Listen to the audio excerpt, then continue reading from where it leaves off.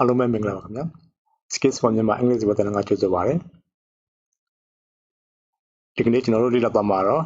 talking about food and textures ဖြစ်ပါတယ်အစားအသောက်တွေနဲ့၎င်းတို့ကိုထိတွေ့ခံစားရတဲ့အနေအထားတွေကိုဘယ်လိုဖော်ပြမလဲဆိုတာကိုလေ့လာသွားမှာပဲဖြစ်ပါတယ်ဒီသင်ခန်းစာလေးကတော့ကျွန်တော်တို့နေ့စဉ်စားနေကြအစားအသောက်တွေမှာကြုံတွေ့ရမှာဖြစ်လို့မို့အင်္ဂလိပ်စကားပြောလေ့လာနေသူများအတွက်သိကိုသိထားရမယ်စကားလုံးလေးတွေပဲဖြစ်ပါတယ်ပထမဆုံး taste နဲ့ texture လေးရဲ့ကွဲပြားပုံတွေကိုဥစွာရှင်းပြလိုပါတယ် taste ဆိုတာကတော့ bitter, salty, sour, sweet စတဲ့အခြေခံအရသာတွေပဲဖြစ်ပါတယ်ဒီအခြေခံအရသာ taste အကြောင်းကိုလည်းပြီးခဲ့တဲ့ video lecture လေးမှာကျွန်တော်တို့ဆွေးနွေးပြီးသားဖြစ်ပါတယ်အဲ့ဒီအခြေခံအရသာတွေနဲ့ aromas အနံ့နဲ့ပေါင်းထားတာတွေကိုတော့ flavor အနံ့အရသာဖြစ်ပါတယ်အခုကျွန်တော်တို့ဒီကနေ့ကျွန်တော်တို့လေ့လာသွားမှာတော့ textures ဖြစ်ပါတယ်အဲ့ဒီ texture လေးကပါလဲဆိုလို့ရှိရင်ကျွန်တော်တို့ဒီ visual cues and mouthfeel ပေါ့ဒီအစားအသောက်ကိုကြည့်လိုက်တာနဲ့အမြင်အဖြင့်ခံစားရတဲ့အနေအထားမျိုးလေးတွေနောက်သွားနဲ့ကိုက်ကြည့်လိုက်တဲ့အနေအထားခံစားမှုအားမျိုးလေးတွေပေါ့နော်အာခေါ်မှာခံစားရတဲ့အနေအထားမျိုးလေးတွေရှားပေါ်မှာခံစားရတဲ့အနေအထားမျိုးလေးတွေကို texture လို့ခေါ်ပါတယ်အဲ့တော့ဒီ textures အမျိုးမျိုးအကြောင်းတွေကိုကျွန်တော်တို့စပြီးလေ့လာသွားအောင်ပါ undercooked မကြက်တာဖြစ်ပါတယ် not cooking long enough လုံလောက်တဲ့ကြာချိန်မပေးဘဲနဲ့ချက်ထားတဲ့ဟင်းတွေအမျိုးဖြစ်ပါတယ်အစားအသောက်တွေဖြစ်ပါတယ် people can become affected after eating raw or undercooked meat အသားစိမ်းတွေမကြက်တဲ့အသားတွေကိုစားခြင်းတာလူတွေကိုရောဂါပိုးတွေဝင်သိနိုင်ပါတယ်တဲ့ overcooked ဒါကတော့လိုအပ်ထားတဲ့ပို့ပြီးတော့အပူချိန်တွေပေးတဲ့အရာမျိုးပေါ့နော်အကျက်လွန်တာမျိုးတူးသွားတဲ့အနေအထားမျိုးတွေဖြစ်ပါတယ် cooking too long ဖြစ်ပါတယ်ဥပမာဖြင့် experts say that overcooked or overbrowned food generally contains cancer-causing chemicals ကျွမ်းကျင်သူတွေပြောတာကတော့အကျက်လွန်တဲ့အစားအသောက်တွေအညိုရောင်ပေါ့နော်အညိုလုံးတဲ့အစားအသောက်တွေဟာဒီပြားအဖြစ်ဒီကင်ဆာဖြစ်စေတဲ့ chemical တွေပါဝင်ပါတယ်တဲ့နောက်တစ်ခုကတော့ soft နုညံ့တာပြောတာဖြစ်ပါတယ်အဲ့တော့ဥပမာအဖြစ်ဒီ soft breads and muffins ပေါင်မုံနဲ့ထော်ဘက်လိုဟာမျိုးလေးပေါ့နော်နောက်သစ်သီးတွေမှာဆိုလို့ရှိရင်လည်းပဲဒီ ripe bananas ပြောသီးမဲ့လိုဟာမျိုးတွေ melons ကျွန်တော်တို့ဒီဖျဲသီးလိုဟာမျိုးအစားအသောက်တွေဖြစ်ပါတယ်ပြောတဲ့အစားအသောက်တွေဖြစ်ပါတယ်သူတို့က easy to chew and swallow ဝါရတာမြချရတာလွယ်ကူတဲ့အစားအသောက်တွေဖြစ်ပါတယ် hard မာတဲ့ဟာတွေဖြစ်ပါတယ်နော် candy မာကြောတဲ့ချိုချင်လိုဟာမျိုးတွေ ice ရေခဲလိုဟာမျိုးတွေ chicken bones ကျွန်တော်တို့ကြက်ရိုးလိုဟာမျိုးတွေဖြစ်ပါတယ်အစားအသောက်တွေဖြစ်ပါတယ် raw အစိမ်းဖြစ်သောသူတွေကတော့ဒါ not been cooked မချက်ပြောရတဲ့အစားအသောက်တွေဖြစ်ပါတယ်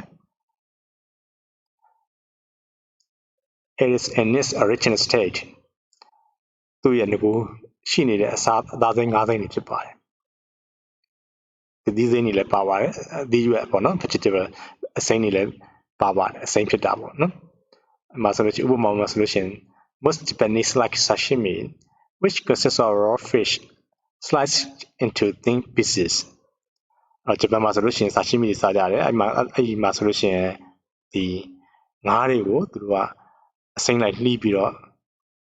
စားတဲ့အစားအသောက်ဖြစ်ပါတယ်ဒီ sashimi ဆိုတာဂျပန်အများစုစားတော့ကြပါတယ် fresh လက်ဆက်တာဖြစ်ပါတယ် recently produced or picked ဒါထုတ်လုပ်ထားတဲ့အစားအသောက်တွေအခုဆွတ်ထားတဲ့အစားအစာတွေဖြစ်ပါတယ် not frozen or preserved ဒီခေတ်ထားတာဒီကတည်းကလည်းခေတ်ထားတာမဟုတ်ဘူးကျွန်တော်တို့တူလောင်ထားတဲ့အစားအသောက်တွေမဟုတ်ပါဘူး fresh လက်ဆက်တဲ့အစားအသောက်တွေဖြစ်ပါတယ်ဥပမာဖြင့် and these vegetables are fresh I have only just picked them ဥပမာခုထားတာဒါတွေဒီအသီးရွက်တွေကလက်ဆက်တယ်ပေါ့နော် ripe မဲ့တာဖြစ်ပါတယ်ဥပမာငပြောသီးမဲ့တွေဟာမျိုးတွေunripe ဆိုလို့ရှိရင်ဒါငပြောသီးအစိမ်းတွေပေါ့နော် overripe ဆိုလို့ရှိရင်ဒါမဲ့လုံတဲ့ငပြောသီးတွေဖြစ်ပါတယ်ဒါ ripe ဆိုတာဒါစားလို့ရတဲ့အနေအထားလေးဖြစ်ပါတယ် ready to eat rotten ပုတ်တာဆွေးမြေ့တာတွေဖြစ်ပါတယ်ဥပမာဖြင့်ကြုတ်ပုတ်လိုဟာမျိုးတွေသီးတွေပုတ်သွားတဲ့အနေအထားလေးတွေကိုကျွန်တော်တို့ဒါ rotten ဒါမစားတဲ့အစားအသောက်တွေပေါ့နော်ဘာလို့ဆိုတော့ decade ဒါပျက်စီးသွားပြီဖြစ်တဲ့အတွက်စားလို့ရှိရင်ဒါလူအနေနဲ့ကျမကြီးအတွက်အနေနဲ့ဖြစ်စေပါတယ် rotten နောက် stale ဒါအောက်တိုတိုးနေတာစီကြီးစော်နေတဲ့အနေအထားလေးဖြစ်ပါတယ် no longer fresh ဒါမလက်စတော့တဲ့အစားအစာတွေပေါ့နော်ဥပမာဖြင့်ကျွန်တော်တို့ဒိတ်လွန်သွားတဲ့ biscuit လိုဟာမျိုးတွေ bread ပေါင်မုံလိုဟာမျိုးတွေ cake လိုဟာမျိုးတွေဖြစ်ပါတယ် crispy ဒါကြွရတာဖြစ်ပါတယ်ဒီအာလူကြော်လေးတွေပေါ့နော် crispy potato chips crispy bacon ဒီဝက်ပေါင်ကြောက်ကြော်လေးတွေဒါလေးတွေစားလို့ရှိရင်just ကြွရတဲ့အရာသားလေးတွေကိုခံစားရမှာဖြစ်ပါတယ်နောက်ထူကတော့ဒါ crunchy ကျွတ်ဆက်တော့ဖြစ်ပါတယ်သူကစားလိုက်လို့ရှိရင်ကျွန်တော်တို့ဒါတကြွကြွနဲ့မြည်တဲ့အစားအသောက်တွေဖြစ်ပါတယ်ဥပမာဖြင့်မလကာသီးလိုဟာမျိုးတွေ carrots နော်ဒီမွန်လာဦးနီလိုဟာမျိုးတွေဖြစ်ပါတယ်အစားအသောက်တွေဖြစ်ပါတယ်သူတို့ကိုစားလိုက်လို့ရှိရင်ဟိုပေါ့တိုက်ရိုက်တာနဲ့ဒီအတန်ကတကြွကြွနဲ့မြည်တဲ့ဟာတွေဖြစ်ပါတယ် crunchy ကျွတ်ဆက်တာဖြစ်ပါတယ်နောက်စားသောက်လေးကတော့ crumbly ဆိုတာတော့ဒါကြေလိုပဲတဲ့စားသောက်တွေဖြစ်ပါတယ်သူ့ကိုစားရလို့ရှိရင်ဒါအစိမ့်စိမ့်မွားမွားကြေတယ်သွားတဲ့ဟာလေးကြေသွားတာပေါ့နော် chewy အဝါတဲ့စားသောက်တွေဖြစ်ပါတယ်ကျွန်တော်တို့ဒါ toffee လိုဟာမျိုးတွေနောက်အမဲကြောက်လိုဟာမျိုးတွေပေါ့နော်စားလို့ရှိရင်သူဟာhave to chew a lot before swallowing ကျွန်တော်တို့ညိုမချခင်မှာကျွန်တော်တို့ဝါရတာပေါ့နော်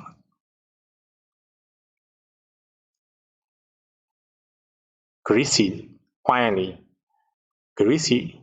oily ဆိုတာတော့ greasy ကလည်းပဲဒါစီရီပိကြံတဲ့အစားအသောက်တွေဖြစ်ပါတယ် oily ဆိုတာလည်းပဲဒါစီရီများတဲ့အစားအသောက်တွေဖြစ်ပါတယ်ဥပမာဖြင့် fresh fries လိုဟာမျိုးပေါ့နော်အာလူကြော်လိုဟာမျိုးတွေပေါ့သူတို့ဟာစီများတဲ့အစားအသောက်တွေဖြစ်ပါတယ် spanky သူကတော့ဒါပွားရပြော့ဤတာပေါ့နော်ကျွန်တော်ဒီဥပမာ cake တွေမှာဆိုလို့ရှိရင်လည်းပဲ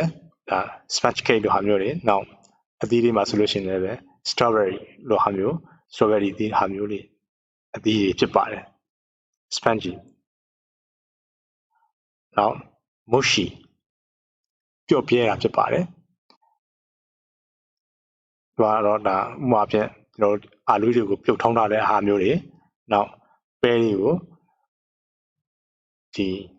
ပျော့ပြဲနေတဲ့ဒီပဲလိုအစားအသောက်တွေဖြစ်ပါတယ် mushy tender အနူးတာဖြစ်ပါတယ်ဥပမာဖြင့် this steak is so tender ဒီသားပေါ့နော်အမဲသားအပြင်နူးတယ်ပေါ့နော်ကျွန်တော်တို့ဝတ်သားပဲဖြစ်ဖြစ်ကြက်သားပဲဖြစ်ဖြစ်ချက်လိုက်လို့ရှိရင်ဒါနူးလို့ရှိရင် tender ဝါလို့လည်းလွယ်တယ်ဖြတ်တောက်လို့လည်းလွယ်တယ်ပေါ့နော်အဓိကအဖြစ်သူအသားမှာသုံးတာဖြစ်ပါတယ်ဒီ tender